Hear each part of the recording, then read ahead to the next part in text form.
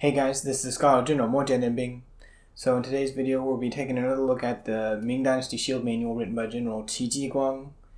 As always, I'm going to be first talking about the sources and, the text and what it says about this movement or posture, and then I'll go and show you what I think it actually looks like in motion. This posture is called the仙人指路势, which means the immortal sage points out the road or points the direction. And this might seem kind of like a funny name, and a lot of times in Chinese martial arts, some certain movements or actions have interesting names, to say the least. At least in English, they sound pretty funny.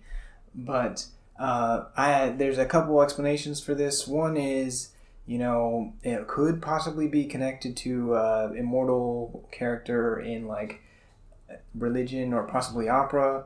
Another thing is that it's called the Xianren, or the immortal, and pointing the road because the posture kind of looks like you have your hand out, the shield kind of covering it, but it looks like, you could be pointing out ahead of you, holding the shield in your hand. Aside from that, though, that's just the name, and it's a very memorable name, so it serves a function of, a mnemonic device. The actual description of the text starts by saying, 乃看观之法, which means that this is a looking method. So unlike stepping methods or, swinging methods or attacking or evading methods, it's a seeing method, and it's also related to stepping, but it first describes it by saying it's a seeing method.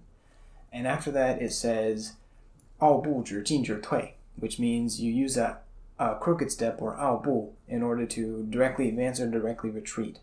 And the last line says 主势可变, and this 主势可变 is actually similar. This line exactly is found in the first posture of the Ming Manual, which basically just means you can change into any stance from this stance.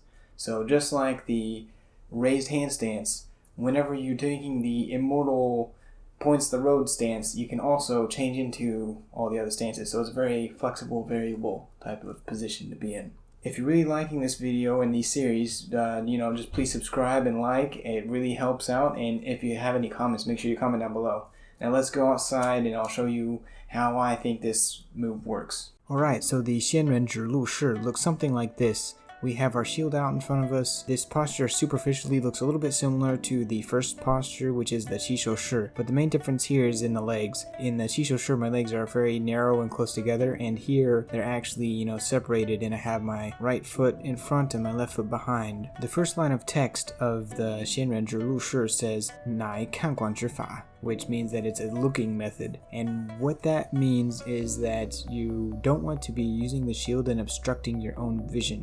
You want to make sure that you can see. And the way that you do that is you actually put a little twist in the shield, and you don't hold it completely straight up in front of you.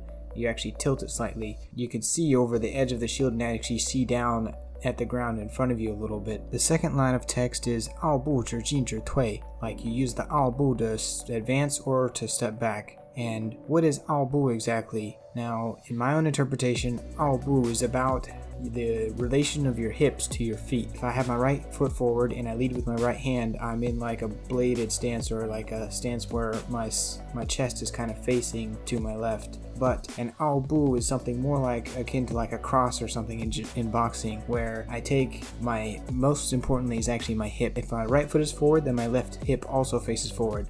So it forces my chest to move more squared, facing directly forward.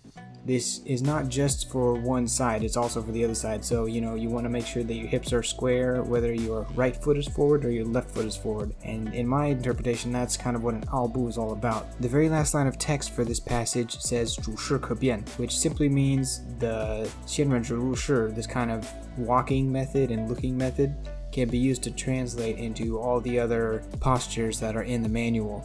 So this line is actually directly synonymous, or is the exact same as a line that was in the 祈效势.